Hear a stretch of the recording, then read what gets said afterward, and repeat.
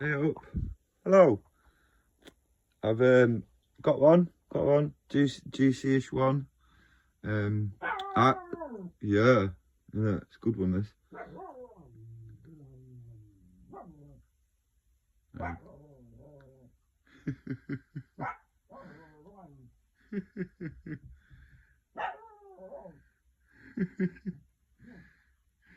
Funny little dog. Right, yeah. It's one I don't know the answer to this. Well, I don't know the answer to anything really, but I don't think I've figured it out. And I wondered if you'd like to join me to jump down a theoretical rabbit hole. So, the Antichrist, okay, it's predicted that the Antichrist will rise up. So again, is it a metaphor or is it someone in real life? I mean, really, the Antichrist is anything that gets you thinking or distracted or not believing in God, in what really matters. There's one path to God, and there's a million paths to everything else, and that's the way up to Jesus and then to God. He's the way, the truth, and the light. He's the only way. The only way. All these other paths that we they don't go anywhere. So yeah, the Antichrist, apparently the prophecy is the Antichrist will rise up, and get this, he will be the most charming man, the most charismatic man the world has ever met. He will charm the world. He will stop all the wars, and he will create a state of peace. And because of this, everyone will like him because of his charm and his ability to sort things out. And everyone will think he's really nice because at the minute his persona is very nice. He's just saved the world, kind of thing, and he'll gain respect and admiration and essentially worship.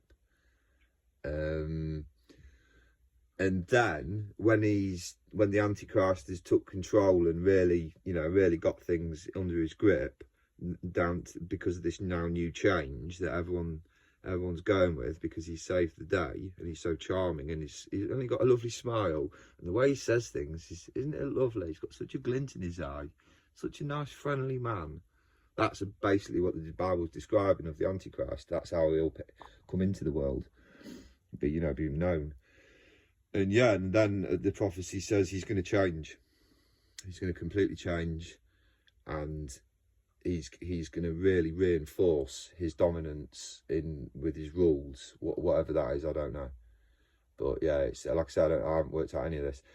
So that's mysterious, whether it's a person, a real thing, or a metaphor for everything else being essentially the Antichrist. And like, okay, let's try and apply that to something.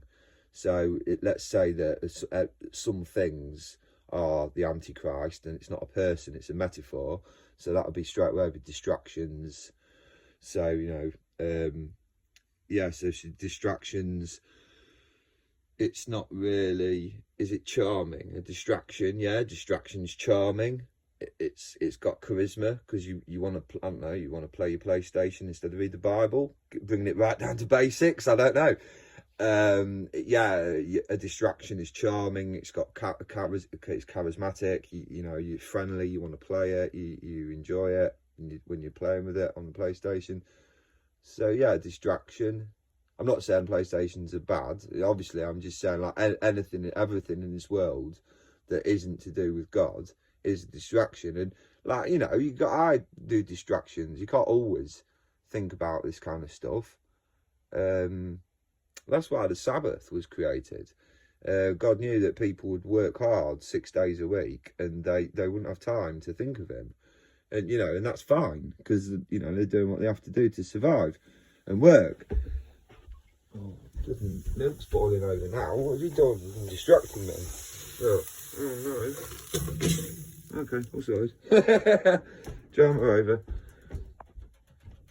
I ran out of energy drinks, and I got a bowl of coffee, so I thought, I'll boil some milk and have it with a coffee, and then it's like a cappuccino, and it'll taste a bit something different, won't it?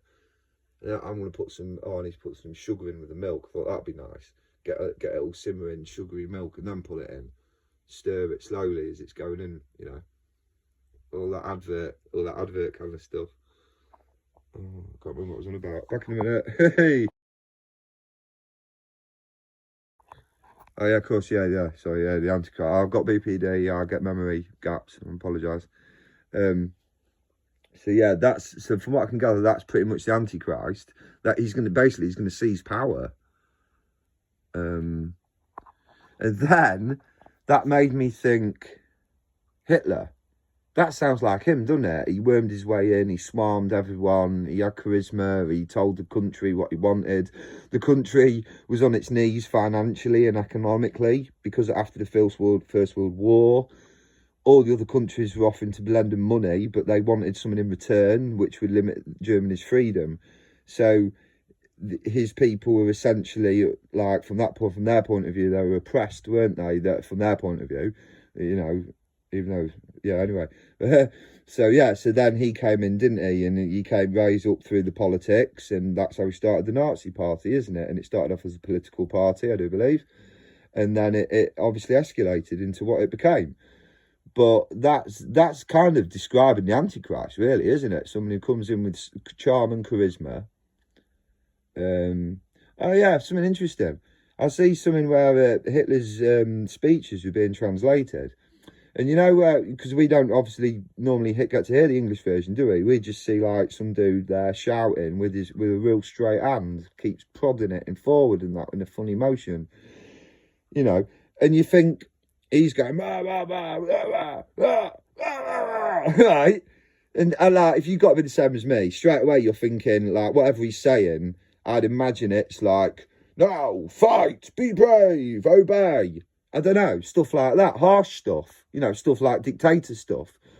But listening to this translation, it shocked me. Right, do you know, one of the things that really stood out to me, you know what he said to them? He says to them, he goes, I fought for you. I've shed my blood for you and this country in the First World War. He goes, now I've brought you out of an economic hardship and I brought you to prosperity. He goes, I fought for you. Now you fight for me. Now it's a bit more like motivational, isn't it, than what we thought. And if all his stuff was like that, and the country has just been oppressed, and obviously information's being, you know, drip fed on a need to know basis by the party, the Nazi Party. So they're in complete control of essentially their own propaganda, aren't they? Telling their own people what they want them. So obviously it's to manipulate the situation into what they actually want to happen. I'm assuming the invasion. So yeah, he could easily be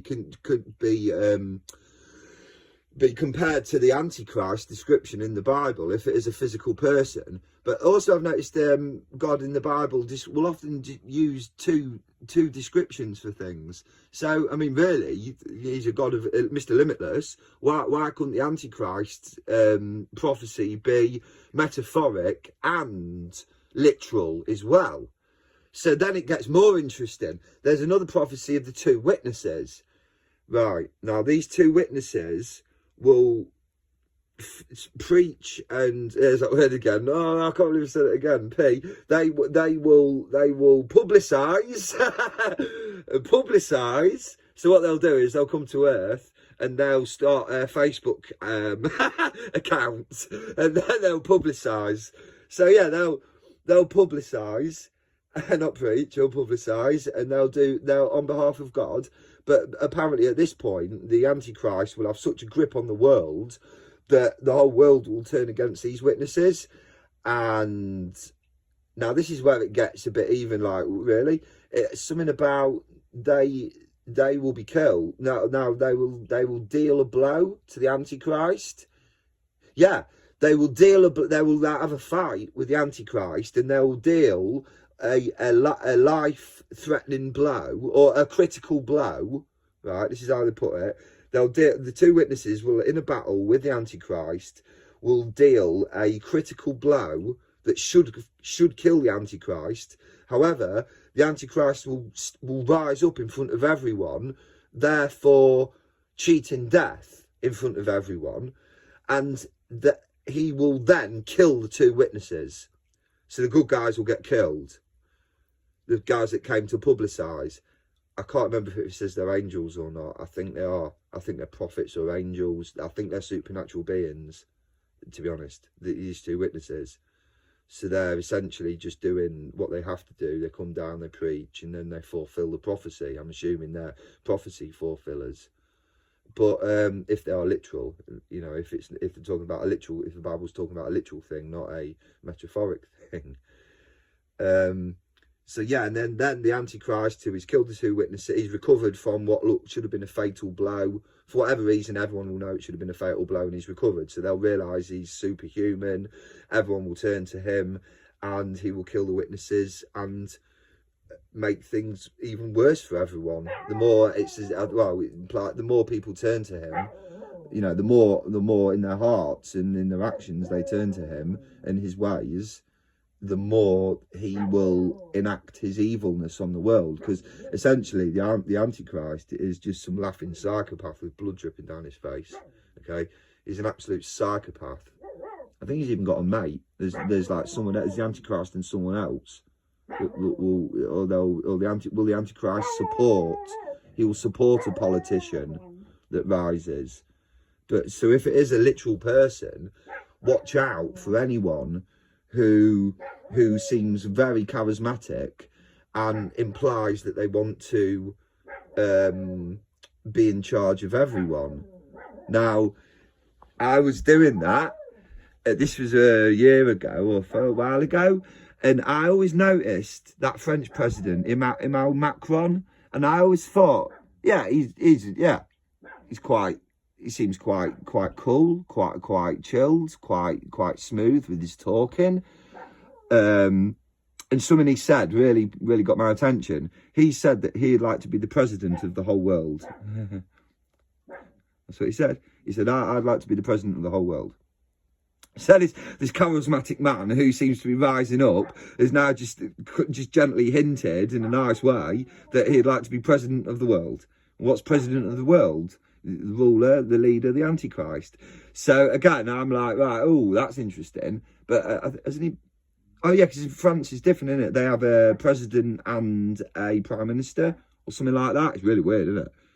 So yeah, because I heard the prime minister got changed. So I was like, oh, okay, so he's gone. But no, is he the president or something like that? There's 2 anyway. It's confusing. I think I'm right anyway, because I know I got confused about it. I thought one had gone and he was still there. So yeah, he's one to look out for. Interesting, isn't it? Look, you're looking out for someone who's likable and funny, and you know, someone who you go, yeah, I like the way he talks. So you look, that's the sort of person it'll be. Again, going back to what I said in my other video about evil forces being sinister and sly about things and lulling you into a false sense of security, pretending to be your friend, gaining your trust, you know, getting a spare key to your house, and then dropping all their evilness rather than just doing it from the front gate. That sort of a thing. And that would fit. So yeah, there's one to look out for. Interesting, isn't it?